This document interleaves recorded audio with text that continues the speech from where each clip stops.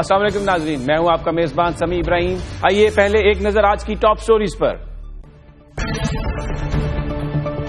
31 اداروں کی نجکاری کا عمل تیز کر دیا جائے گا، حکومت کی IMF کو یقین دہانی۔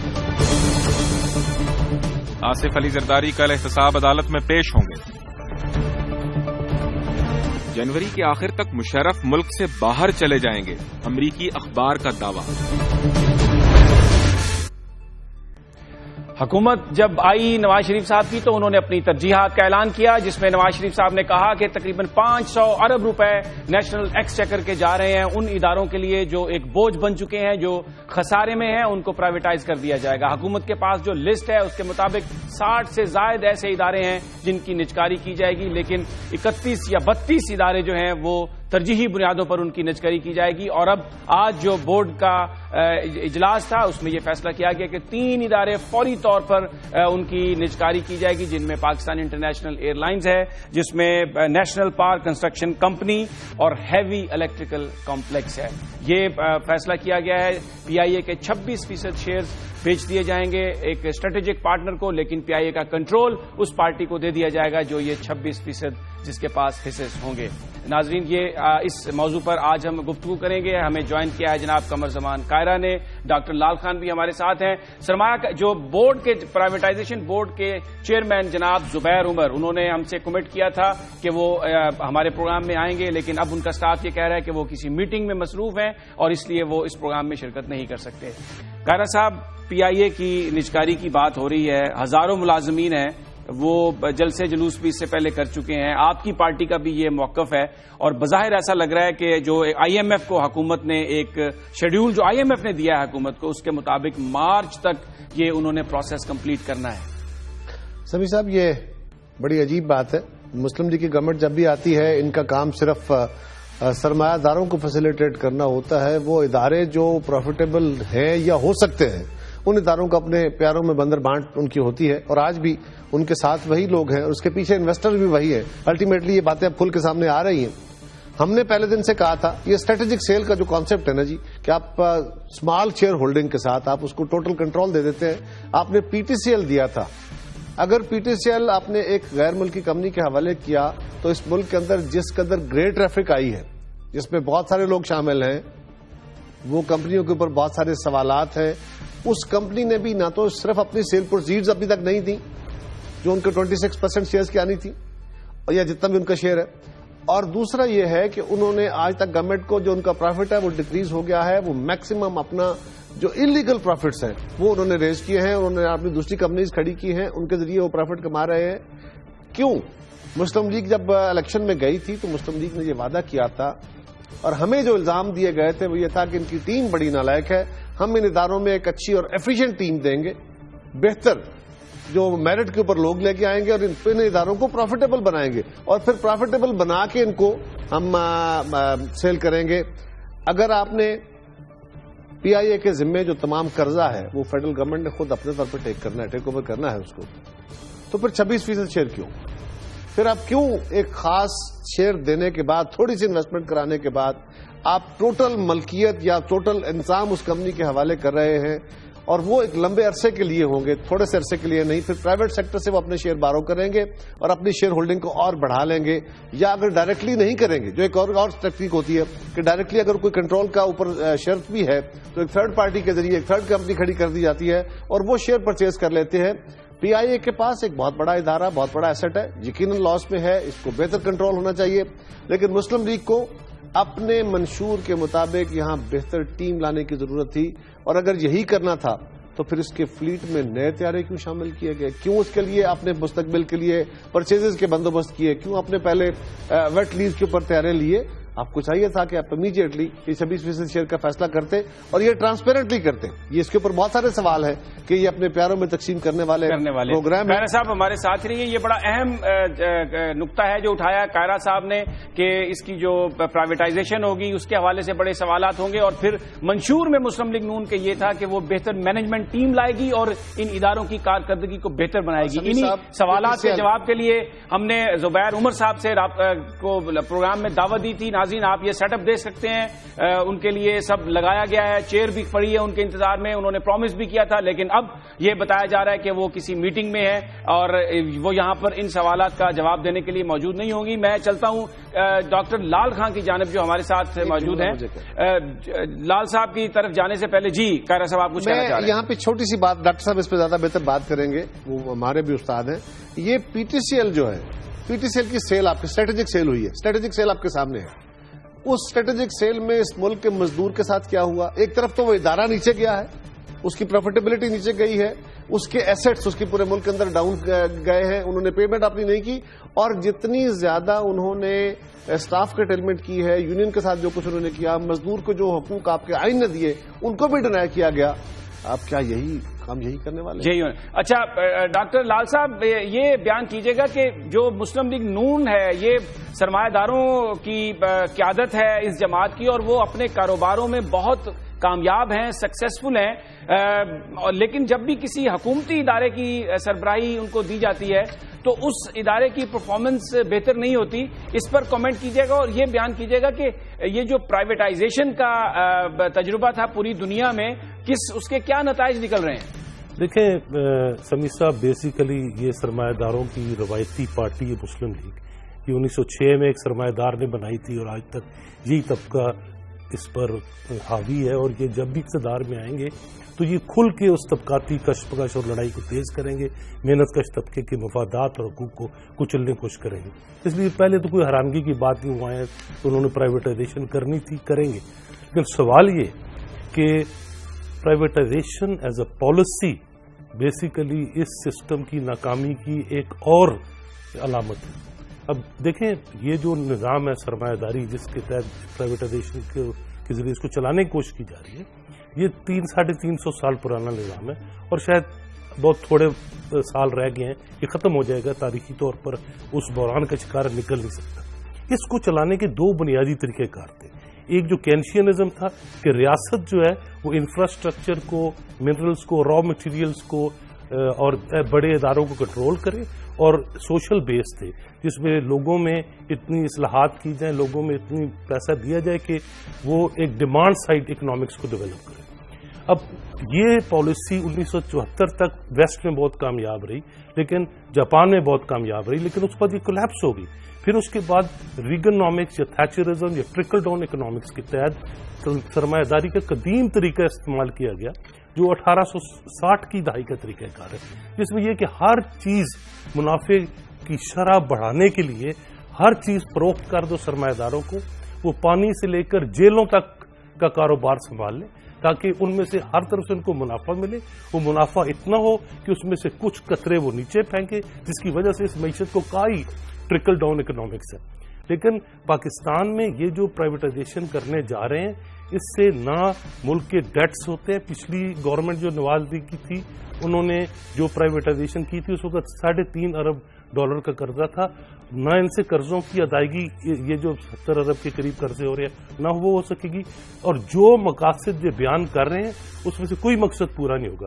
الٹیمیٹلی کیا ہوگا کہ مہنگائی بڑھے گی, سہولیات کا استعمال مہنگا ہوگا, اور عوام کی دسترس سے یہ تمام ضروریات جو پرائیویٹائز ہوں گی وہ دور ہو جائیں گی, اور بے روزگاری کا یہ سمندر ایک بحر بن جائے گا اور لوگ اس کے خلاف بغاوت کریں. ڈاکٹر صاحب ہمارے ساتھ ہی رہیے, بڑی امپورٹنٹ بات کر رہے ہیں, لیکن یہاں پر وقت ہوا ہے ایک بریک کا, ہم اس پر گفتگو جاری رکھیں گے. اور پرائیویٹائزیشن کمیشن کے آفس میں زبیر عمر صاحب کے لیے بھی ہمارا سیٹ اپ موجود ہے, ان کی چیئر وہاں پر موجود ہے, ان کا بھی انتظار ہے کیونکہ بہت اہم سوالات ہیں, لیکن اس پر ہم گفتگو کریں گے بریک کے بعد.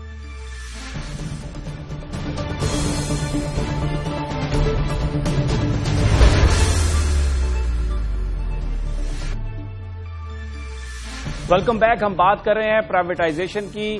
زبیر عمر صاحب کا انتظار کر رہے ہیں, ان کے آفس میں ہمارا سیٹ اپ موجود ہے. انہوں نے پرومس بھی کیا تھا وہ آئیں گے, لیکن شاید اپنی کسی مصروفیت کی وجہ سے وہ نہیں آئے. بڑے اہم سوالات ہیں. ڈاکٹر لال خان اور جناب قمر زمان قاہرہ ہمارے ساتھ موجود ہیں, ان سے ہم گفتگو کا سلسلہ شروع کرتے ہیں. قاہرہ صاحب, یہ جو ہزاروں ورکر ہیں جو کام کریں گے, ظاہر ہے ان کی چھانٹیاں بھی ہوں گی, ان کو جاب لیس کر دیا جائے گا.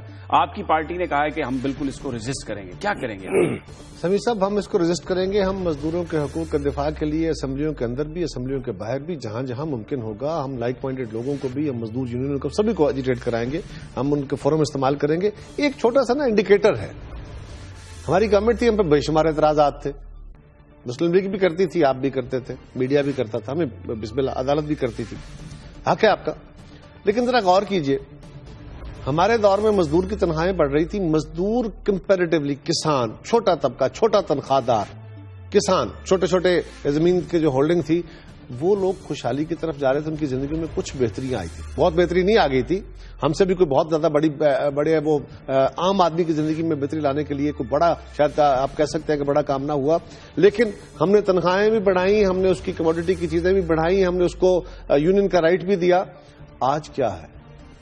आज पाकिस्तान का सनतकार, पाकिस्तान का ताजर वो मौजें कर रहा है, वो बहुत सहूलत में है, और इस मुल्क का मेहनत कश जो है वो उसकी जिंदगी अजाब में है।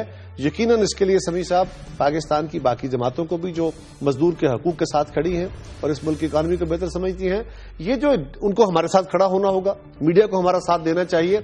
याद रखिए, स्टेट अगर अपने आप को डिसइन्वेस्ट करती जाएगी, अपनी रिस्पॉन्सिबिलिटीज प्राइवेट सेक्टर को देती जाएगी, तो दुनिया में फिर स्टेट, उन मुल्कों को हम फॉलो कर रहे हैं, मसलन अमेरिका की बात करते हैं, मसलन जर्मनी की बात करते हैं, मसलन जापान की बात करते हैं। यार आप गौर करें, हमारे मुल्कों में जो कार्टलाइजेशन हो जाती है, प्राइवेट सेक्टर जहां पे टोटल चीजें अपनी मोनोपोली बना लेता है, वहां क्या सूरत होती है। पाकिस्तान में अगर सीमेंट के अंदर पाकिस्तान की गवर्नमेंट ने डिसइन्वेस्ट किया, तो क्या यहां कार्टलाइजेशन होकर उन्होंने मौजें नहीं की? क्या सीमेंट इंडस्ट्री, शुगर इंडस्ट्री में नहीं की, स्टील इंडस्ट्री में नहीं की? क्या क्या नहीं हुआ? और आज आप फिर कार्टलाइजेशन की बात कर रहे हैं। हमारे जैसे मुल्कों में समी साहब, बड़ी जरूरी बात, हमारे जैसे मुल्कों में, एक तो दुनिया भर का फलसफा है जो सर डॉक्टर साहब ने कहा, लेकिन हमारे जैसे मुल्कों में, हमारे जैसी इकोनॉमीज में और स्टेट्स के अंदर फिर बहुत जरूरी है कि हम गवर्नमेंट का एक लीवर अपने हाथ में रखें कि जहां पे अगर कोई मोनोपोली बन जाती है, अगर कोई बहुत ज्यादा लूट मार शुरू कर देते हैं, तो गवर्नमेंट उसमें पेनिट्रेट कर सके। क्यों बनाई हुई है आपने वो कारपोरेशनें जहां पे आप परचेज करके टीसीपी क्यों बना के रखी हुई है? Let the private sector handle it. इसलिए कि अगर पाकिस्तान के अंदर होल्डर सारी चीजों को मोनोपोलाइज कर लेता है, प्रोड्यूसर मोनोपोलाइज कर लेता है, तो गवर्नमेंट बीच में आ जाती है, वो अपने स्टॉक्स रिलीज करती है। तो गवर्नमेंट के सेक्टर को अपना एक खास रोल अदा करना। दुरुस्त आपकी ये बात कारिया साहब, लेकिन मेरा सवाल आपसे ये है, जब आपकी हुकूमत थी पीपल्स पार्टी की, तो तब भी पीआईए को टर्किश एयरलाइन के हवाले करने की बात की गई, और फिर आप जिस कार्टेलाइजेशन की बात कर रहे हैं, शुगर का जो कार्टेल है, दूसरे जो कार्टेल हैं, वो सारे के सारे जो भी ईसीसी के फैसले हुए, उसके बेनिफिशरी तो वही रहे। नहीं समी साहब, मैं बात यह है, कार्टेलाइजेशन की बात इसलिए कर रहा हूं कि जब इंडस्ट्री उनके हाथ में चली जाती है, जहां पे स्टेट के पास कंट्रोल होता है, कुछ हिस्सा स्टेट के पास होता है, वहां पे स्टेट इंटरवीन कर लेती है। इंटरवेंशन से आप रेट्स कंट्रोल कर लेते हैं। जो हमारे दौर में टर्किश एयरलाइन का इशू था, टर्किश एयरलाइन के हवाले हम नहीं कर रहे थे, हम टर्किश एयरलाइन के साथ कोलैबोरेट कर रहे थे। टर्किश एयरलाइन जो दुनिया की बहुत बड़ी एयरलाइन है, वो हमसे बेनिफिट करती, और हम टर्किश एयरलाइन के रूट से भी, उनके फ्लीट से भी, उनके पैसेंजर से भी बेनिफिट करते। आज ये गवर्नमेंट, मौजूदा गवर्नमेंट भी उसी को फॉलो करने की कोशिश कर रही है। और मेरी बात यहां नोट कर लीजिए, अगर ये प्राइवेट सेक्टर का, अगर कोई थोड़ा बहुत भी, अगर यहां पे, अब पहली बात तो हम आने नहीं देंगे, और अगर यहां पे कोई वाकई प्रोफेशनल मैनेजमेंट आ गई, गवर्नमेंट नहीं दे दी, तो वो मैनेजमेंट इनको यही रिकमेंड करेगी कि दुनिया की टर्किश एयरलाइन हो या कोई बड़ी एयरलाइन, अगर वो हमारे साथ कोलैबोरेशन कर लेते हैं, तो उससे उनको तो बेनिफिट होगा, वो अपने बेनिफिट में करेंगे, ये बात गलत नहीं है, लेकिन हमें भी उससे बेनिफिट होगा, ये बात भी अपनी जगह मोतबर है। तो हमने कोई सेल करने की बात नहीं की थी। आप कोलैबोरेशन की बात कर रहे हैं। हम कोलैबोरेशन की बात कर रहे थे कि उनके रूट से हम बेनिफिट करें, हमारे रूट से। अच्छा डॉक्टर साहब, ये बयान कीजिएगा कि इस वक्त जो मजदूर यूनियंस की हालत है, हुकूमत तो नजर आ रहा है कि वो प्राइवेटाइजेशन पर तुली हुई है, जो लेबर यूनियंस हैं उनमें इतना मादा है कि वो इसको रेजिस्ट कर सकें, इस प्रोसेस को रुकवा सकें? देखें समी साहब, पहले तो ये ना, जो प्राइवेटाइजेशन है ये अकेली नहीं है, इसके साथ 4 और चीजें आती हैं जो यूनियन से भी लिंक्ड है।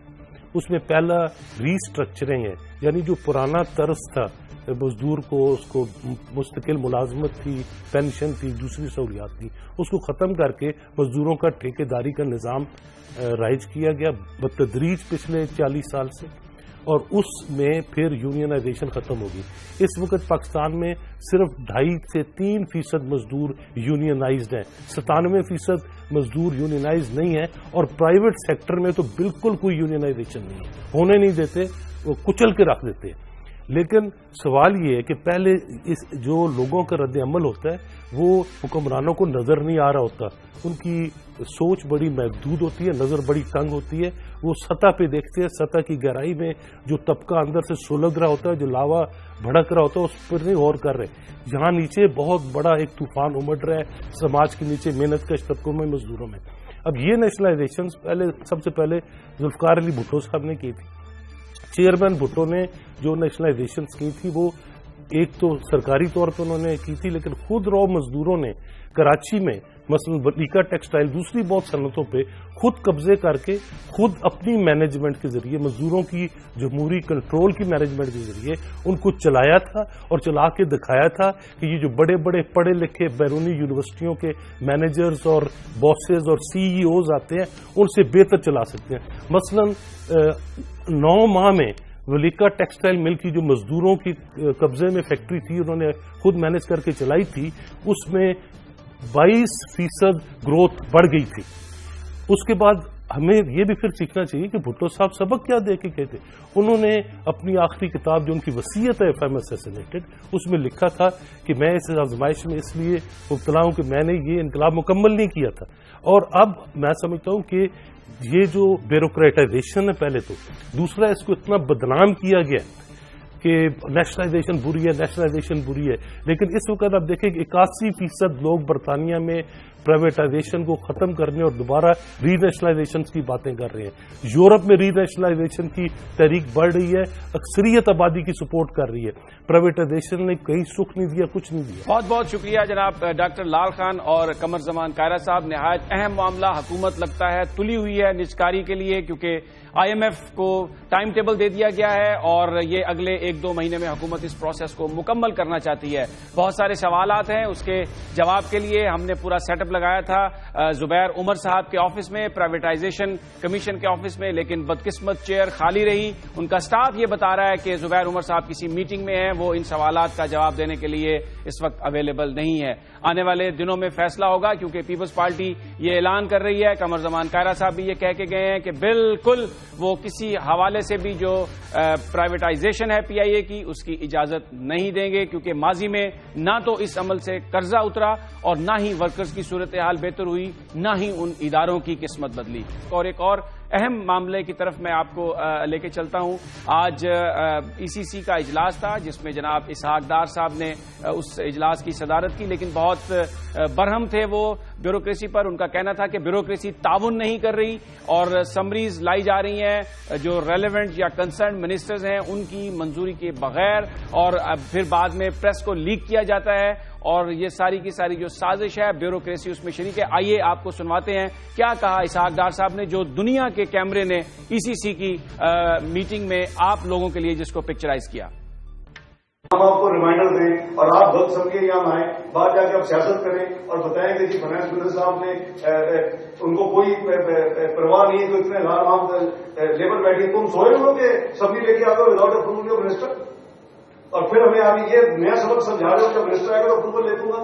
پرائم منسٹر کو تو ہم ان کی ریزیڈنس سے بھی لاہور میں سنڈے کو کہیں کہ جی آپ اپروول دیں گے تو ہم اسمبلی لائیں گے، اور آپ کا منسٹر از اوور کولی، تو آپ منسٹر صاحب کو آپ بدنام کر رہے ہیں اس فورم پہ آ کے، پھر جا کے آپ سیاست کرتے ہو اپنے پریس پہ جا کے۔ ہم آپ کو ریمائنڈر دیں اور آپ وقت سمجھے یہاں آئیں، باہر جا کے آپ سیاست کریں اور بتائیں کہ جی فائنانس منسٹر صاحب نے ان کو کوئی پرواہ نہیں ہے، تو اتنے لال لیبر بیٹھی، تم سوئے ہو کہ سبھی لے کے آ گئے وداؤٹ اپروول آف منسٹر، اور پھر ہمیں ابھی یہ نیا سبق سمجھا رہے ہو کہ منسٹر آئے گا تو اپروول لے دوں گا۔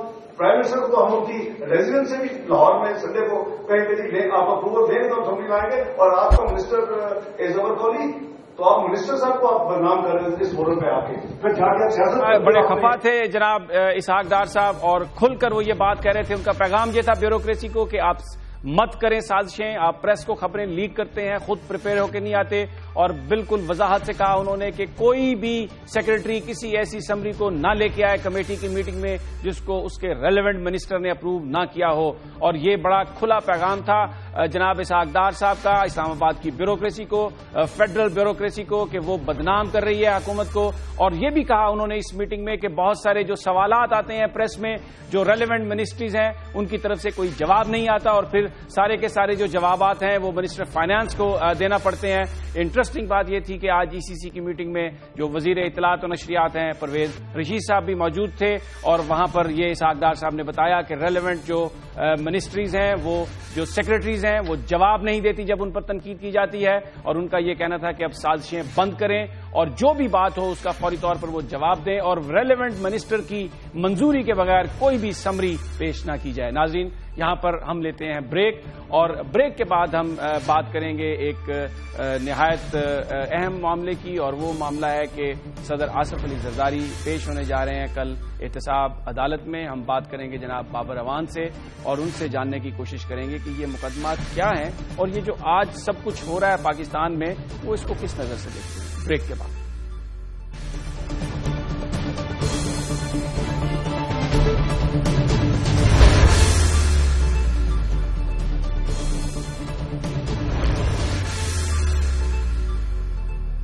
آصف علی زرداری 5 سال تک پاکستان کے صدر رہے, اور ان کے دوران صدارت جو ان کے خلاف مقدمات تھے کسی کی سماعت نہیں ہو سکی کیونکہ انہیں صدارتی استثناء حاصل تھا.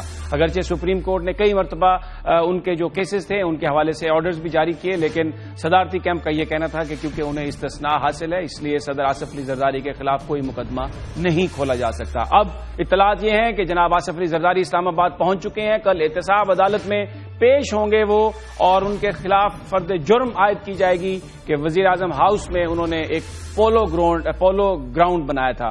بابر اعوان ان کے وکیل رہے. جناب آصف علی زرداری کے سینیٹر ہیں, پاکستان پیپلز پارٹی کے اہم رہنما آج وہ ہمارے ساتھ موجود ہیں. ان سے جاننے کی کوشش کریں گے کہ یہ تو جو مقدمات ہیں یہ سارے کے سارے پہلے بھی چل چکے ہیں, تو پھر کیا یہ دوبارہ فرد جرم عائد ہونے جا رہی ہے. اور اس وقت جو سیاسی صورتحال ہے اس میں ایک سابق آرمی کے سربراہ وہ تو عدالتوں میں پیش نہیں ہو رہے, لیکن ایک سویلین صدر جو ہیں سابق وہ عدالتوں میں پیش ہو رہے ہیں. السلام علیکم اعوان صاحب. اعوان صاحب, پہلے تو یہ بیان کیجئے, یہ جو پولو گراؤنڈ والا معاملہ ہے یہ تو فرد جرم اس پہ تو کئی دفعہ عائد ہو چکی ہے پہلے. دیکھیے, پاکستان میں جتنے بھی سیاسی مقدمات بنے ہیں اور بنتے ہیں اور بن رہے ہیں نا, یا آئندہ بھی بنیں گے, وہ سیاسی طریقے سے بنتے ہیں, سیاسی طریقے سے چلتے ہیں اور ان کے سیاسی فیصلے ہوتے ہیں. اسی لیے احتساب کی کبھی کوئی کریڈیبلٹی نہیں بن سکی. یہ بھی سیاسی مقدمات ہے, ساری دنیا کو پتا ہے, اور سیاسی طریقے سے یہ چلے, اور ان کے فیصلے بھی آپ کو پتا ہے جو کوئی ایکیوزڈ ہیں ان کی حد تک ہو چکے ہیں. I don't think so there is any merit in these cases any more. لیکن میرٹ تو نہیں ہے, عدالت تو اسے پروسیس کرنے جا رہی ہے. عدالت ایک اس کا اپنا کام ہے, وہ کر رہی ہے. عدالت کا کام تو چلتا رہتا ہے, لیکن میں نہیں سمجھتا کہ پاکستان میں کبھی کسی سیاسی مقدمے کا میرٹ پہ کوئی فیصلہ آیا ہو.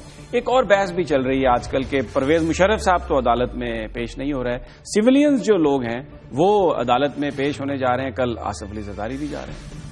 پرویز مشرف پہلے تو پیش ہو چکے ہیں کچھ عدالتوں میں, اب ایک آدھ عدالت میں نہیں جا رہے میرے خیال میں. جہاں پیش ہو چکے ہیں وہاں بھی مقدموں کے فیصلے تو کوئی نہیں ہوئے. یہ بیان کیجئے, یہ جو اس وقت ساری صورتحال ہے کس نظر سے آپ دیکھتے ہیں؟ میرا خیال یہ جی کہ اس وقت پاکستان کی یک طرفہ سیاست ہو گئی ہے, مفادات کی سیاست ہے اور مکا کی سیاست ہے. ابھی آپ بات کر رہے تھے PIA کی, میں بتانا چاہتا ہوں کہ جتنی بھی پرائیویٹائزیشن کی بات ہو رہی ہے وہ ساری ہو چکی ہے, صرف اعلان ہونا باقی ہے. اس وقت حکومت کو نمائشی اور تابعدار اپوزیشن ملی ہوئی ہے, اس لیے جو گفتگو ہوتی ہے وہ بھی ساری کی ساری نمائشی ہے. جس طرح حکومت بھی نمائشی ہے, یہ جمہوریت بھی نمائشی ہے. اگر جمہوریت نمائشی نہ ہو تو وزیر اعظم کبھی پارلیمنٹ میں آئیں. آپ نے دیکھا وزیر آج کل کہاں ہیں, کسی کو نہیں مل رہے. اسحاق ڈار صاحب بالکل ٹھیک کہتے ہیں, اس سے پہلے چودھری نثار نے بھی بالکل ٹھیک کہا ہے. اور ساری حکومت ہی میٹنگ میں, کوئی 2-4 لوگ میٹنگ میں نہیں ہے. اور میں یہ بھی بتانا چاہتا ہوں کہ اس وقت جو مکا ہے اس میں عوام کہیں بھی نہیں ہے. جس جگہ آپ بیٹھ کے یہ پروگرام کر رہے ہیں نا, آپ پتھر پھینکیں گے تو سامنے A ٹائپ کوارٹرز ہیں اسلام آباد کے چھوٹے ملازمین کے, وہاں گیس نہیں ہے اس وقت. پنڈی اسلام آباد پورے ریجن میں کوئی چولہا نہیں جلا. آج بچے جو گئے بسکٹ کھا کے ٹھنڈا دودھ پی کے گئے, کسی کو خبر ہے؟ آج جو بچے واپس آئے ان کے لیے کھانا گھر میں پکانے کے لیے گیس موجود نہیں تھی. کسی کو کوئی کنسرن ہے؟ یہاں ساری بیٹھی ہوئی ہے نا, گورنمنٹ بھی بیٹھی ہوئی ہے, اقتدار والے بھی بیٹھے ہوئے ہیں, سو کالڈ اختلاف والے بھی بیٹھے ہوئے جن میں میں بھی شامل ہوں. لیکن یہ جو 20 گھنٹے اپنے کاروبار کرنے والی سیاسی قیادت ہے, وہ 2 گھنٹے اگر کاروبار سلطنت یا امور مملکت چلائیں گے تو پھر نتائج یہی ہوں گے. اس لیے پاکستان کا جو سیاسی نظام ہے وہ بند گلی کی طرف جا رہا ہے میرے خیال میں, جہاں سے لوگوں کے لیے کچھ نہیں نکلے گا, لوگ اعتبار چھوڑ دیں گے. آپ کسی سے بات کریں, اس کمرے میں بیٹھے ہوئے یا کھڑے جو لوگ ہیں اس وقت آپ کے ٹیکنیشینز, ان سے پوچھیں کہ یہ کس طرح سے رات کو جا کے سوتے ہیں. آج سردیوں میں بھی بجلی نہیں ہے. کسی کو خبر ہے پارلیمنٹ کے اندر اجلاس ہوتا ہے, ایک دن اجلاس اگلے دن چھٹی, دونوں دنوں کا ہم لیتے ہیں جو بھتہ قومز کے فنڈز میں سے. اس کے باوجود کبھی کوئی بولنے کے لیے تیار ہوا ہے کہ کوئی ان 2 شہروں کے اندر گیس, باقی پورے پاکستان میں بجلی نہیں ہے. پاکستان کے لوگوں کو مہنگائی کے بھوت کے آگے ڈال دیا گیا, چیر پھاڑ رہا ہے. نہیں, لیکن بابر امان صاحب یہ سارا کچھ اس حکومت نے انہیریٹ کیا ہے نا, یہ سارا کچھ انہوں نے تو نہیں کریٹ کیا. 65 سال کا جو گند ہے یہ حکومت 6 مہینے میں کیسے ختم کر سکتی ہے؟ 65 سال میں سے 37 سال تو یہ حکومت رہی ہے نا. میں 1985 سے شروع کروں یا 1979 سے شروع کروں, عہدے بدلتے رہے, حکومت تو یہی رہی ہے. درمیان میں کبھی کبھی مارشل لا بھی آیا جو بہت بری بات ہے, اور کبھی کبھی پیپلز پارٹی کو اختیار ملا ہے. لیکن آج آپ دیکھیے جہاں حالات پہنچے ہوئے ہیں, کوئی بہتری کی صورت آپ کو نظر آتی ہے کسی فیلڈ میں؟ مجھے بتا دیجئے کس فیلڈ میں ہے, میں آپ کی بات ابھی مان لیتا ہوں. اگر نہیں ہے تو پھر کیوں کہتے تھے کہ جب طاہر لاؤتی آئے گا تو یہ سارے حالات بدل جائیں گے؟ پھر کیوں کہتے تھے کہ یہ گیس ہم کھول دیں گے 2 مہینے میں؟ پھر کیوں کہتے تھے کہ بجلی کے اندر جتنی گڑبڑ ہے وہ ساری ہم ٹھیک کر دیں گے؟ اب بھاگ رہے ہیں. پبلک کا سامنا بھی نہیں کوئی کرنے کے لیے تیار, پارلیمنٹ کا سامنا بھی کوئی کرنے کے لیے تیار نہیں. خرابی نظام میں ہے بھائی. نظام آپ کو یا ٹھیک کرنا پڑے گا یا آپ کو یہ نظام بدلنا پڑے گا, اس لیے کہ یہ نظام 2000 لوگوں اور 122 خاندانوں کے ارد گرد گھوم رہا ہے. اس سے باہر نکلنے کے لیے یہ نظام تیار نہیں ہے. اگر یہی صورتحال ہے اور جس طرح آپ نے کہا کہ جو سٹیک ہولڈرز ہیں, اصل عوام, ان کی فلاح و بہبود اس پورے کہیں آپ کو کارخانے میں نظر نہیں آتی, تو پھر یہ نظام تو نہیں چلے گا. سمیس, اس میں جو آپ کہتے ہیں نا کہ فلاح و بہبود, تو وہ بات کی بات ہے. مجھے یہ بتائیں کہ اس پورے نظام میں, اس پورے نظام کی ڈکشنری میں غریب آدمی کہیں آپ کو نظر آیا 6 مہینے میں؟ عوام کہیں آپ کو نظر آئے 6 مہینے میں؟ فیصلہ سازی عوام کے لیے کہیں ہوئی؟ منصوبہ سازی کہیں عوام کے لیے ہوئی؟ بڑے میگا پروجیکٹس بنائے جا رہے ہیں جن کے پاس پلاننگ کمیشن ہے, نون لیگ کی قیادت یہ کہتی ہے, ان کے حلقوں کے اندر بن رہے ہیں. نون لیگ کی قیادت یہ کہتی ہے کہ اسی لیے ہم پرویز مشرف کو سزا دینا چاہتے ہیں, مقدمہ چلانا چاہتے ہیں کہ یہ جو آئین کی خلاف ورزیاں ہوئی ہیں, ایک نظام نہیں چلنے دیا گیا, یہ جو آج خمیازہ ہے سارا اسی چیز کا. وہ بہت اچھا کہتے ہیں. آدھی کابینہ مشرف کی ان کے ساتھ بیٹھی ہوئی ہے. آج ان کا جو لون پروگرام ہے جوانوں کے لیے کس کے پاس ہے؟ آج ان کی اہم وزارتیں کس کے پاس ہیں؟ آج اہم وزیر کون ہے؟ سارے کے سارے مشرف کی کیبنٹ ہے. بسم اللہ کیجئے. اپنی پنجابی میں کہتے ہیں منجی تھلے ڈانگ پھیرو. نہیں تو پھر اس کا کیا بنے گا؟ کیا یہ وہ $1 ملین کوشچن ہے جس کی طرف توجہ دینے کی ضرورت ہے, اس سے پہلے کہ بہت تاخیر ہو جائے, جو ہو چکی ہے. پاکستان کے لوگوں میں سے 99.99% لوگ جو ہیں وہ کرایہ دار والی حیثیت بھی نہیں ہے سرزمین پہ.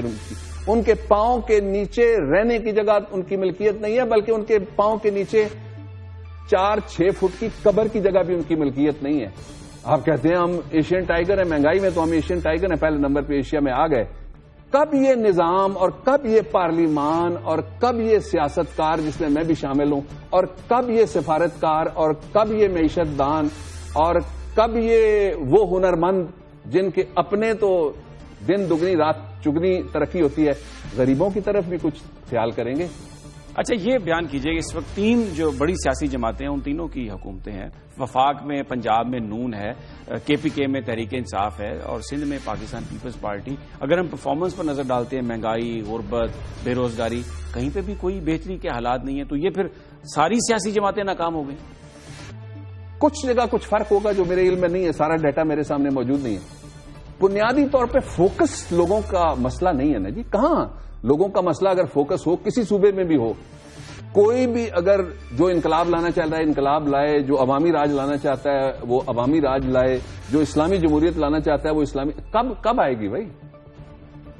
آپ کے پاس اختیار ہے, آپ کے پاس اقتدار ہے, آپ کے پاس دولت کے سوتے ہیں, آپ کے پاس پوری قوم کا پیسہ ہے, آپ کے پاس پاکستان کے سارے وسائل ہیں, آپ کے پاس ایٹمی ملک ہے, آپ کے پاس اتنی بڑی فوج ہے, آپ کے پاس اتنے بڑے وسائل ہیں. بھائی کچھ تو درست کر دو نا, کسی طرف تو چلو. آپ کتنے مہینے اور دینا چاہتے ہیں ان کو؟ آپ پورے 5 سال 5 سال کے لیے الیکٹڈ 5 سال آئین اور قانون کی نظر سے 5 سال تک حق دیا عوام نے. حق عوام نے دیا. صرف یہ حق نہیں دیا, میں یہی بات سننا چاہ رہا تھا آپ سے, صرف یہ حق نہیں دیا کہ بیٹھے رہیے, کام کیجئے, ڈیلیور کیجئے, پارلیمنٹ کے سامنے جواب دہی کیجئے, لوگوں کے مسائل حل کیجئے, اندر مت چھپیے. میں ساری قیادت کو کہنا چاہتا ہوں باہر نکلیے. بہت بہت شکریہ عوام میں جینے کا حوصلہ پیدا کریں. بڑا اہم نقطہ انہوں نے اٹھایا کہ جو بڑے سٹیک ہولڈرز ہیں عوام، ان کے حوالے سے یہ جو ساری اس وقت کہانی چل رہی ہے اس میں ان کا ذکر نہیں ہے.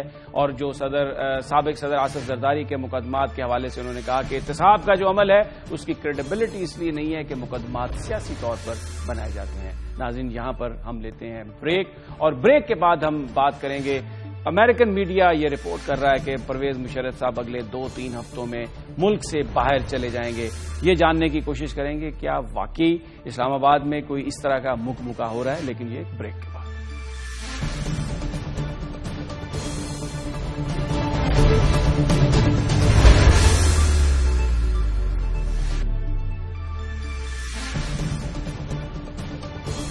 کل عدالت فیصلہ کرے گی سابق صدر پرویز مشرف کی میڈیکل رپورٹس کو دیکھ کر کہ کیا انہیں عدالت میں پیشی کے لیے سے استثناء ملے گا یا نہیں. اور پھر یہ بھی ایک بڑا اہم فیصلہ ہے کہ ان کا علاج کہاں ہوگا، کیونکہ کچھ لوگ یہ چاہ رہے ہیں جو پرویز مشرف کے ساتھی ہیں کہ ان کو بیرون ملک جانے کی اجازت دے دی جائے علاج کے لیے. لیکن جو امریکی میڈیا ہے وہ یہ رپورٹ کر رہا ہے کہ یہ طے ہو چکا ہے کہ اگلے 2-3 ہفتوں میں پرویز مشرف پاکستان سے چلے جائیں گے. امریکن میڈیا کی یہ رپورٹس آج سارا دن موضوع بحث رہی. ہمارے ساتھ اس وقت معروف صحافی ہارون رشید صاحب ہیں، ان سے ہم گفتگو کریں گے اس حوالے سے. ہارون صاحب، امریکن میڈیا تو یہ کہہ رہا ہے کہ یہ پرویز مشرف صاحب اگلے 2-3 ہفتوں میں باہر چلے جائیں گے. امریکن میڈیا کی کیا بات ہے جی، ہم جانتے ہیں، امریکن میڈیا کو زیادہ جانتا ہے. یہ تو یہ سامنے جی HQ ہے ادھر، اور یہ پیچھے وفاقی حکومت ہے، یہ نون لیگ کا آفس ہے، اور ان سب لوگوں کو ہم جانتے ہیں. پہلے لوگ نہیں گئے. نواز شریف صاحب کو کون لے گیا تھا؟ امریکی اور عرب لے گئے تھے. زرداری صاحب کو چھڑا لیا تھا انہوں نے، NRO انہوں نے کروایا تھا. اب اس کو ایک بالکل غلط پرسپیکٹو میں یہ کیا جا رہا ہے کہ فوج اور سیولین کا مسئلہ نہیں، مسئلہ ہوتا ہے طاقت کا. جو طاقتور ہے، جو رسوخ استعمال کر سکتا ہے، وہ قانون سے بچتا ہے ان معاشروں میں جہاں قانون نافذ نہیں ہوتا.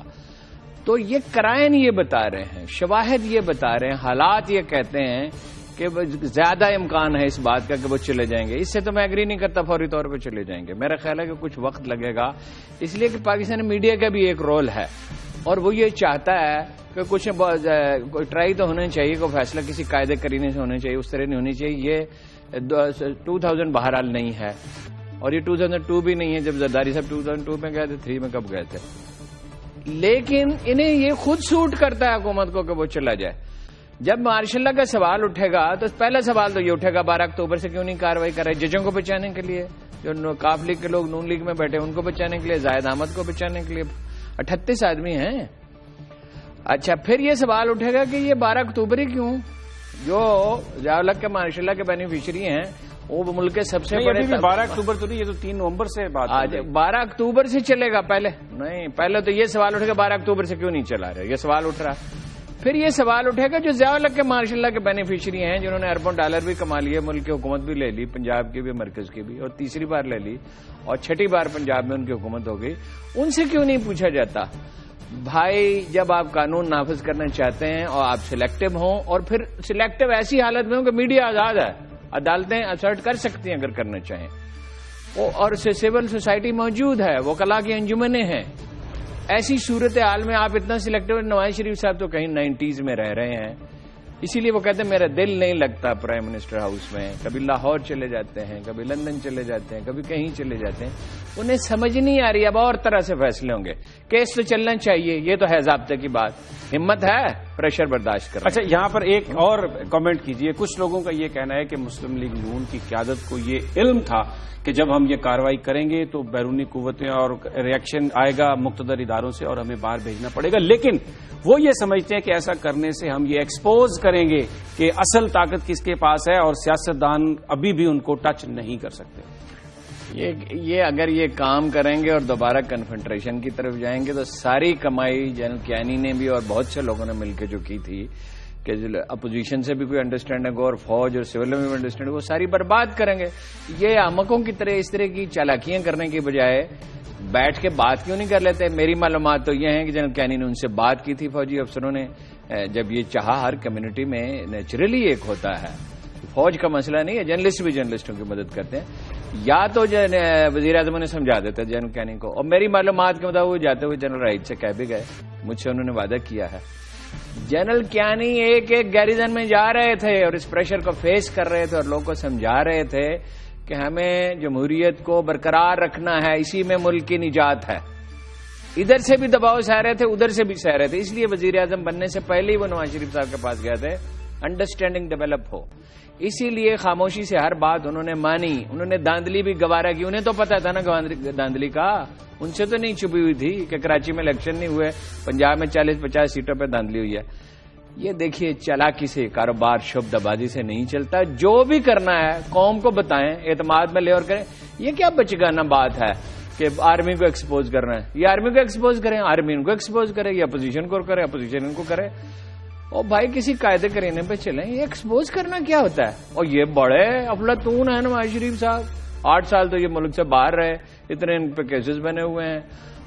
عمران خان کی جان کو اٹکا ہوا ہے کہ ان کی دولت ملک سے باہر ہے. کام ان سے کوئی ہوتا نہیں، آج تک ایک میجر انیشیٹو نہیں لے سکے. یہ بڑے افلاط تو یہ تنگ کریں گے تو وہ بھی ان کو تنگ کریں گے. میرا مشورہ یہ ہے نہ یہ ان کو تنگ کریں ایکسپوز کریں، نہ وہ ان کو کریں. میرا جہاں تک میری معلومات ہیں ان کی انڈرسٹینڈنگ ہو چکی تھی، کیونکہ کیس چلے گا جج. اب یہ بتائیں کہ اگر انڈرسٹینڈنگ ہو چکی تھی تو پھر اب یہ تو پھر چلے جائیں گے واقعی مشرف صاحب باہر؟